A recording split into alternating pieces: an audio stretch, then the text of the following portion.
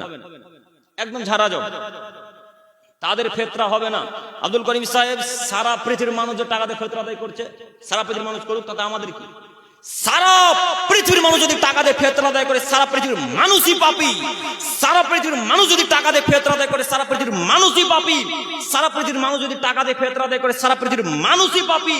একটা কথা মাথায় রাখবেন, ফারাজ রাসূলুল্লাহ সাল্লাল্লাহু আলাইহি সাল্লাম আল্লাহর নবী ফরজ করেছেন, আল্লাহর নবী ফরজ করেছেন, ফরজ করেছেন আল্লাহ নবী, যিনি বলছেন ফরজ করেছি আমি ফেতরাকে মাথা পিছু 2.5 কেজি করে খাদ্য বস্তু, তিনি কে? যিনি বলছেন যে খাদ্য বস্তু দিয়ে ফেতরা আদায় করতে হবে, তিনি কে? তার নাম কি? মুহাম্মদ সাল্লাল্লাহু আলাইহি সাল্লাম। আর যিনি বলছেন টাকা দিয়ে ফেতরা আদায় করতে হবে হলো 3 টাকার মৌলবি। কত টাকার মৌলবি? 3 টাকার মৌলবি, জর্দাখোর। যিনি বলছেন যে ফেতরা ফরজ করেছেন, তিনি হলো মুহাম্মদ সাল্লাল্লাহু আলাইহি সাল্লাম।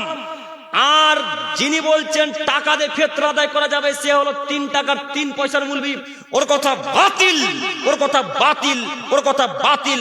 টাকা দিয়ে ফেতরা আদায় করা না যায়, টাকা দিয়ে ফেতরা আদায় করা না যায়, টাকা দিয়ে ফেতরা আদায় করা না যায়। ও 3 নম্বর শ্রেণীর মৌলবি, 3 নম্বর শ্রেণীর আলেম। মানুষের কাছে ভালো হওয়ার জন্য, মসজিদ মাদ্রাসার কমিটির কাছে ভালো হওয়ার জন্য ও বলছে টাকা দিয়ে ফেতরা আদায় করা যায়। কিসের টাকা?